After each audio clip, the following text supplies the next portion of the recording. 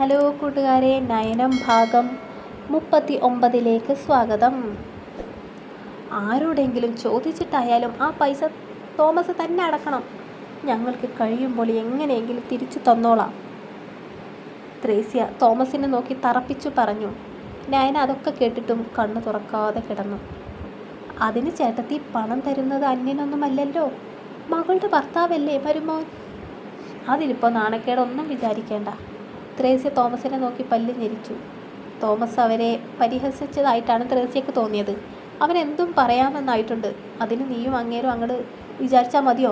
ത്രേസ്യ ചാടിക്കടിക്കുന്ന പോലെ ദേഷ്യത്തിൽ ചോദിച്ചു. നയന അമ്മച്ചി പറഞ്ഞ വാക്കുകൾ കേട്ട് നെറ്റിത്തെരിച്ചു നിന്ന്. അങ്ങേര് എന്ന് അമ്മച്ചി പറഞ്ഞത് അപ്പച്ചനെയല്ലേ? എന്ന് വെച്ചാൽ അപ്പച്ചനെല്ലാം സമ്മതിച്ചുവെന്നാണോ? അപ്പച്ചന് എന്നോട് വെറുപ്പില്ലെന്നാണോ? നയനക്ക് ആകാംക്ഷയായി. പക്ഷേ തൻ്റെ സംശയങ്ങൾ തീർക്കാൻ കഴിയുന്ന ആരും കൂടെ ഇല്ലെന്ന ദുഃഖം. നയന ആ ബഹളത്തിൻ്റെ നടുവിൽ തനിച്ചായി. ആ കൊച്ചിന് നമ്മുടെ കൊച്ചിൻ്റെ കഴുത്തിൽ മിന്നു കെട്ടിയിട്ടുണ്ട്. അത് കെട്ടായില്ലേ? അതോടെ അവൻ നമ്മുടെ മരുമോനുമല്ലേ? ത്രേസ്യയുടെ മുഖം ചുവന്ന് തുടിച്ചു. ആ മിഴികൾ വിടർന്നു വന്നു. അവക്കയുടെ കഴുത്തിൽ കെട്ടിയ താലി ആ കൊച്ചൻ്റെയിലുണ്ട്, തോമസ് പറഞ്ഞു. ത്രേസ്യയുടെ നെഞ്ചു പിടച്ചു. അവർ കരച്ചിലൊതുക്കി നെഞ്ചിൽ കൈ അമർത്തി മിഴികൾ ചിമ്മി. ക്രൂശിക്കപ്പെടേണ്ടവളാണ് താൻ. ഈ ശിക്ഷകളൊക്കെയും ഞാൻ അർഹിക്കുന്നു. മനസ്സും മാംസവും വെന്തുരുകി. പക്ഷേ ഇനിയും തലകുമ്പിട്ട് നിന്നുകൂടാ. ഈ കടമ്പ കടന്ന് പ്രതിസന്ധികളെ തരണം ചെയ്യണമെങ്കിൽ തളരാത്ത മനസ്സും തകർക്കാൻ കഴിയാത്ത ആത്മവിശ്വാസവും കൈമുതലാക്കിയേ തീരൂ. ഒരു വിധിക്ക് മുന്നിലും തോറ്റുകൊടുക്കാൻ തയ്യാറല്ലാത്ത ഒരു പോരാളിയായി തനിക്ക് മാറേണ്ടതുണ്ട്. ത്രേസ്യ മലർന്നു കിടക്കുന്നവളെ കോപാഗ്നിയിൽ വെന്തുരുക്കിയപ്പോൾ ഉരുക്കോടെ കൂടുതൽ തിളങ്ങി വന്നു നയന. അവൾ ത്രേസ്യയുടെ മുഖത്തേക്ക് നോക്കിക്കിടന്നു. ലിസി മൂക്കത്ത് വിരലിൽ വെച്ചൊരു ഇരിപ്പാണ്. അവൻ മറുകാലുകൊണ്ട് ചവിട്ടി പുറത്താക്കുമ്പോൾ പഠിച്ചോളും. അവളുടെ ഭർത്താവ് എന്ന് പറയുന്നവൻ എവിടെ നിന്ന് വേഷം കെട്ടി വന്നവനാണെന്ന് വെച്ചാ? ചേട്ടത്തി എന്തറിഞ്ഞിട്ടാ ഓരോന്ന് വിളിച്ചു പറയുന്നത്? അവൻ ആരാണെന്ന് കരുതിയാ? ഈ തോമസിനെ ഇവിടെ മാത്രമല്ല, അങ്ങ് ബാംഗ്ലൂരുണ്ട് ബന്ധം. അവൻ്റെ ഫുൾ ഹിസ്റ്ററി ഞാൻ പെറുക്കിയെടുപ്പിച്ചു. കോടീശ്വരനാണ് അർജുൻ ശിവമാധവ് എന്ന അർജുൻ. നമ്മുടെ കൊച്ചിൻ്റെ കെട്ടിയവൻ ഏതോ ബ്രാൻഡ് വസ്ത്രത്തിൻ്റെ കമ്പനി ഓണറാ. തോമസ് നയനയെ നോക്കി പുഞ്ചിരിച്ചു. ഞാൻ അന്നേ പറഞ്ഞതല്ലേ ചേട്ടത്തി, അവൻ ഏതോ ചിക്കിളിയുള്ള വീട്ടിലെയാണെന്ന്. അത് വെറുതെ അല്ല. അവൻ്റെ കയ്യിലുള്ള വണ്ടി നമ്മുടെ പത്തരശ്ശേരിയിൽ ആരുടെയെങ്കിലും കയ്യിലുണ്ടോ? എന്തിന്? പൂത്ത കാശുള്ള കരമനക്കോട്ടിലെ ജോസഫിൻ്റെ കയ്യിലുണ്ടോ അങ്ങനെ ഒരു വണ്ടി?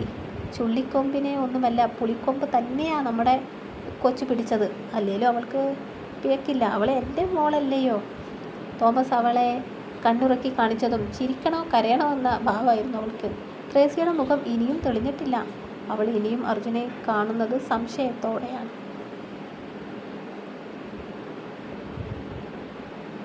വൈകുന്നേരത്തോടെ തോമസും ലിസിയും അമ്മച്ചിയും അവരുടെ കൊച്ചു പിള്ളേരും തനിച്ചാണെന്ന് പറഞ്ഞ് അവരുടെ വീട്ടിലേക്ക് തിരിച്ചുപോയി. സത്യത്തിൽ അതൊരു അതിവിദഗ്ധമായ മുങ്ങലായിരുന്നു. ത്രേസ്യ എങ്ങനെയെങ്കിലും അർജുനോടൊന്ന് അടുക്കണം, അവനോടുള്ള വെറുപ്പ് മാറണം. തോമസിനോട് അവിടെ നിൽക്കാൻ ലിസി നിർബന്ധിച്ചെങ്കിലും തോമസ് കൂട്ടാക്കിയില്ല.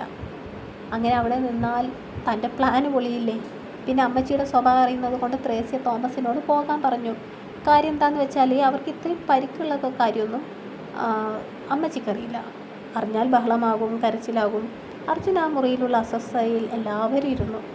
പക്ഷേ ആ ഉള്ളവൻ്റെ ശ്രദ്ധ മുഴുവൻ തൻ്റെ പ്രിയമുള്ളവളെ ശുശ്രൂഷിക്കുന്നതിലാണ്. അവൻ്റെ സമീപനം ആസ്വദിക്കാൻ കഴിയാത്ത മനസ്സോടെ നയന കിടന്നു. അർജുൻ എല്ലാവർക്കുമുള്ള ഭക്ഷണം കൊടുത്തു. ഞാൻ വിളിച്ചിട്ട് എന്താ ഫോൺ എടുക്കാതിരുന്നത്?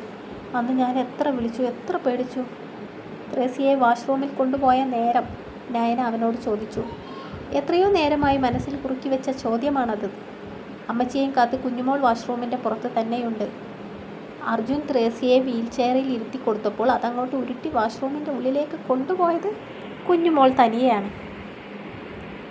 എടോ, തൻ്റെ അപ്പച്ചൻ മഹാനടികനാണ്. അപ്പച്ചൻ സമ്മതിച്ച കാര്യം നിന്നോട് പറയേണ്ടെന്ന് അപ്പച്ചൻ തന്നെയാണ് എന്നോട് പറഞ്ഞത്. അപ്പച്ചനെ എന്ത് സമ്മതിച്ച കാര്യം? അവൾ ആശങ്കയോടെ അവനെ ഉറ്റുനോക്കി. നമ്മുടെ കല്യാണം. നിന്റെ നാട്ടിലെ പള്ളിയിൽ വെച്ച് ഞാൻ നിന്നെ മിന്നു കെട്ടണമെന്ന്. അപ്പച്ചനെ എല്ലാവരെയും ക്ഷണിച്ചു വലിയ ആഘോഷമാക്കി നടത്തണമത്രേ. അർജുന് നാളെ നടിച്ചുള്ള പറച്ചിൽ. നയനയുടെ പുരികക്കൊടികൾ വിറച്ചു. തൻ്റെ അപ്പച്ചൻ അർജുനെ അംഗീകരിച്ചെന്നോ, ആ മനസ്സ് മനസ്സിലാക്കിയെന്നോ? നയനയ്ക്ക് മനസ്സിൽ കുളിർമ പെയ്യുന്നുണ്ട്, എന്നാൽ ആശങ്കകൾ ഒഴിയുന്നില്ല. അവൾ വീണ്ടും അവനെ നോക്കി. ആ മുഖത്ത് പുഞ്ചിരിയുണ്ട്. നയന കൈയെത്തി പിടിച്ചു അവനെ തൊടാൻ ശ്രമിച്ചു. അർജുൻ അവളുടെ കൈകളിൽ മുറുകെ പിടിച്ചു. നിതാമ്മയോട് നിന്റെ കാര്യങ്ങൾ അവതരിപ്പിച്ച് ഇങ്ങോട്ട് കൂട്ടിക്കൊണ്ടുവരാൻ ഞാൻ ബാംഗ്ലൂരിലേക്ക് തിരിച്ചു പോയതാ. പക്ഷേ നിന്നെ ഒന്ന് കാണാതെ പോവാൻ മനസ്സ് സമ്മതിച്ചില്ല. പുലർച്ചെ പുറപ്പെട്ടതായിരുന്നു ഞാൻ. പാതി വഴിയിൽ നിന്ന് തിരിച്ചു പോന്നു. അത് പക്ഷേ എൻ്റെ പെണ്ണിനെ രക്ഷിക്കാൻ ഈശ്വരൻ വിളിച്ചതാണെന്ന് ഞാൻ അറിഞ്ഞില്ല. പറയുമ്പോൾ അവളുടെ മുറിവിനെ തഴുകുന്ന കരങ്ങൾ പിടക്കുന്നുണ്ടായിരുന്നു.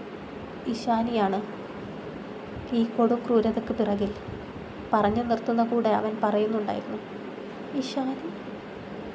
അവൾ നെറ്റി വിടർത്തി കണ്ണു മീച്ചു നോക്കി അവനെ. അർജുൻ പതിയെ തലയാട്ടി. 2 തവണ മാത്രമേ നേരെ കണ്ടിട്ടുള്ളെങ്കിലും അവനെ കല്യാണം കഴിക്കണമെന്ന ആഗ്രഹം പറഞ്ഞു പിറകെ നടക്കുന്ന ആ പെൺകുട്ടിയുടെ, അവൻ്റെ അച്ഛൻ്റെ സഹോദരിയുടെ മകളുടെ പേര് ഇഷാനി എന്നാണെന്ന് അവൾക്കൊരു ഊഹമുണ്ടായിരുന്നു. അവൾ അന്ന് നമ്മളെ ഹോട്ടൽ മുറിയിൽ വെച്ച് കണ്ടിട്ടുണ്ട്. അച്ഛൻ്റെ കൃത്യമായ ഇടപെടലുണ്ടായിട്ടുണ്ടാവും. അല്ലാതെ അവൾക്ക് ഈ ധൈര്യം കിട്ടില്ല. ആ കൊക്കയിൽ വീണ് മരിച്ചത് അവളാ. മുമ്പേ പറഞ്ഞതൊന്നും കേട്ടില്ലെങ്കിലും അർജുൻ അവസാനം പറഞ്ഞ വാക്കുകൾ ത്രേസ്യ കേട്ടിരുന്നു. അതോടെ താൻ പോയ തക്കത്തിന് രണ്ടാളും സംസാരിച്ചിരിക്കുകയായിരുന്നെന്ന് അവർക്കുറപ്പായി. പിറ്റേന്ന് പുലർച്ചെ തന്നെ കോശിയെ മുറിയിലേക്ക് ഷിഫ്റ്റ് ചെയ്തു. നയനയും ത്രേസ്യയും കിടക്കുന്ന മുറിയുടെ എതിർവശത്തുള്ള റൂം തന്നെ ഒഴിവുണ്ടായിരുന്നു.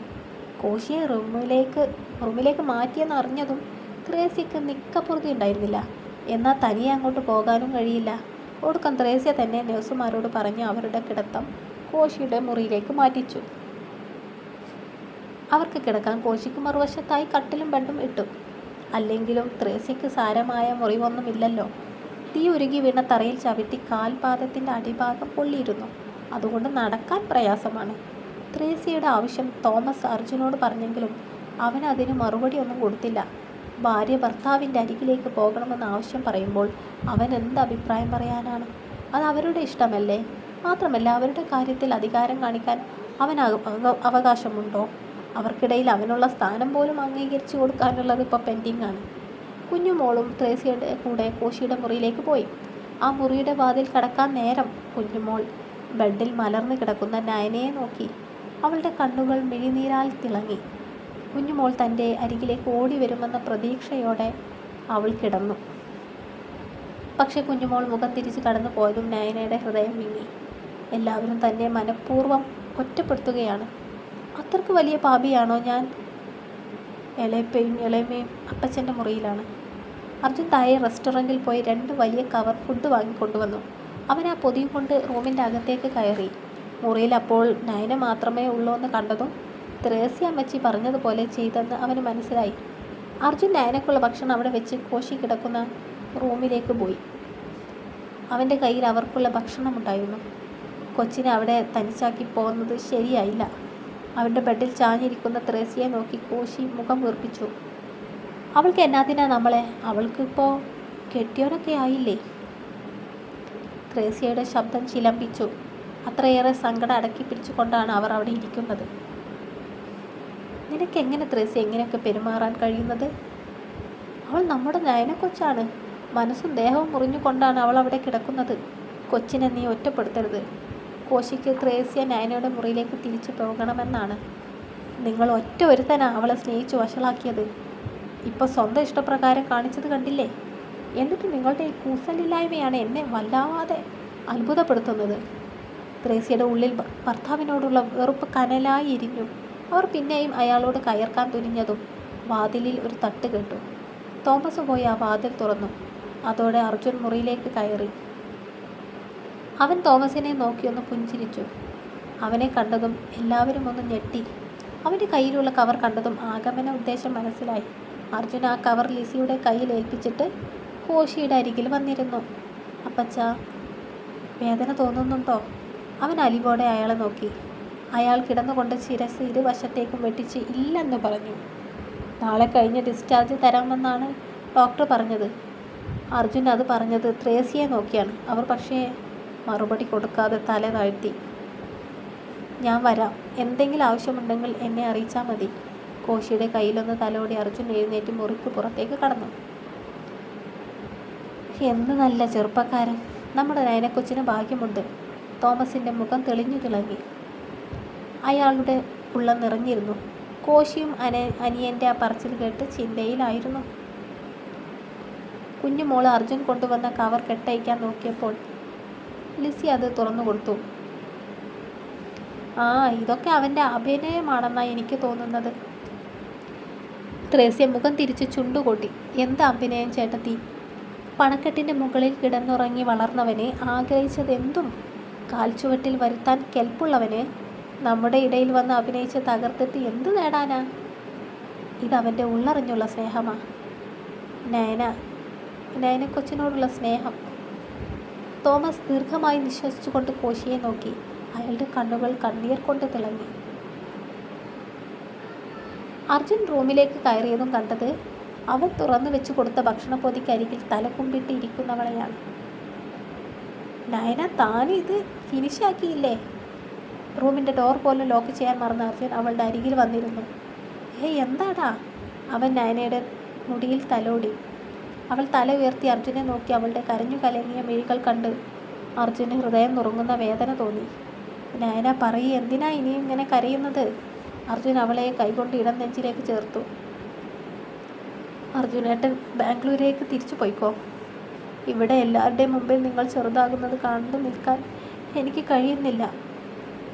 അവൾ അവൻ്റെ ഇരു കൈകൾ ചേർത്ത് പിടിച്ച് ചുണ്ടോട് ചേർത്തു.